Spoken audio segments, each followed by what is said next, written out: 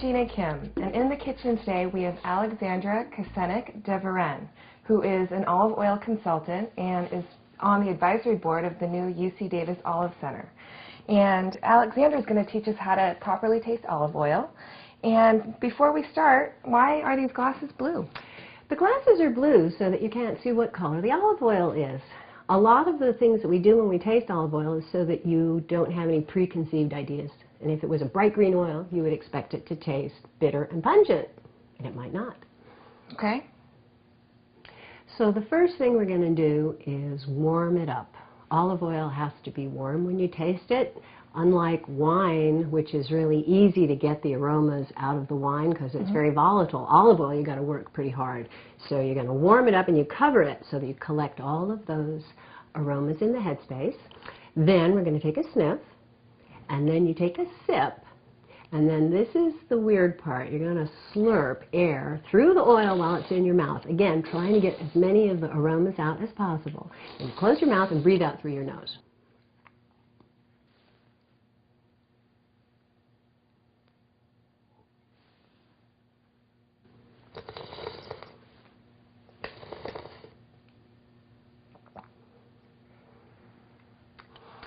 You get a different set of flavors from the back of your mouth. There's a spiciness back there. That's right. You get the pungency. Olive oil has three positive characteristics, and one of them, you have to swallow the oil in order to detect it, and that's pungency. It's the pepperiness. You get a little burn in the back of your throat.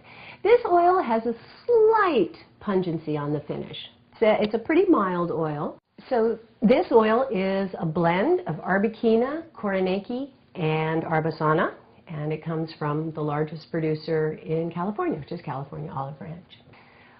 So the palate cleanser, after you taste olive oil, you want to take a sip of water. Okay.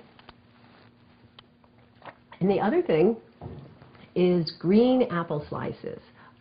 Bread doesn't really help to clear the flavor of olive oil. You're better off with something that's a little acidic, like apple.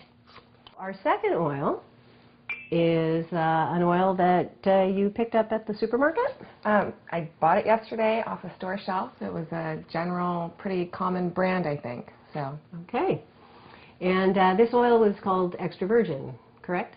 It is. And I'm not sure I know what an extra virgin, what makes an extra virgin olive oil extra virgin? Well, extra virgin actually is a legal term. The International Olive Council has a legal definition. It is an olive oil that has been produced mechanically and with no high heat, and it, most importantly, can have no defects. So it's the best one to get? Yes. Extra virgin, real extra virgin is the premium, the top grade of olive oil.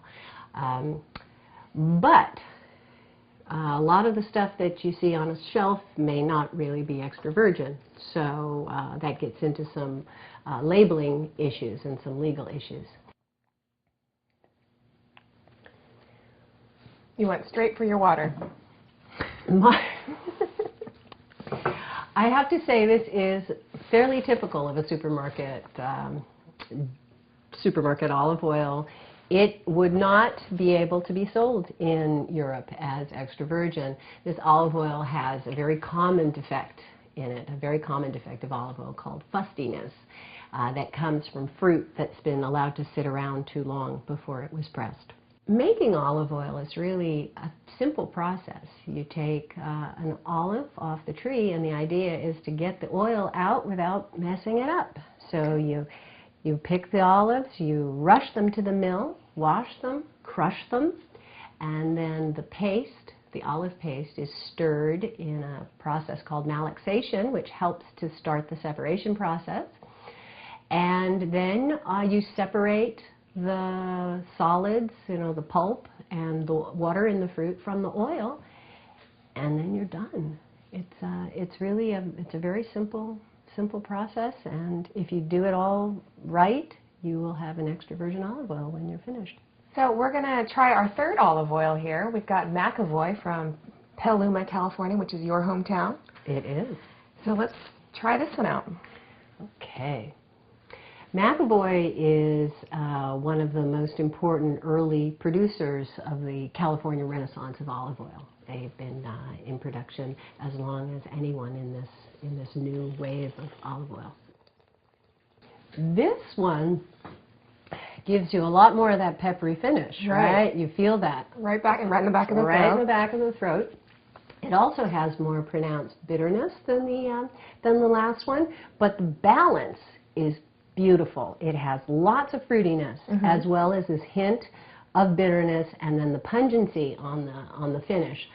It's funny because I felt like with the second one, which is the supermarket brand, it tasted a lot more like oil, and this one kind of tastes more like fruit. Does that?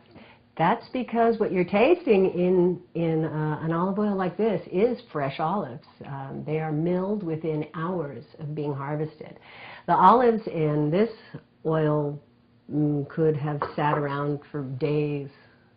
You can taste that. And you can taste that. Thank you so much, Alexandra, for being here with us today, and happy olive oil tasting.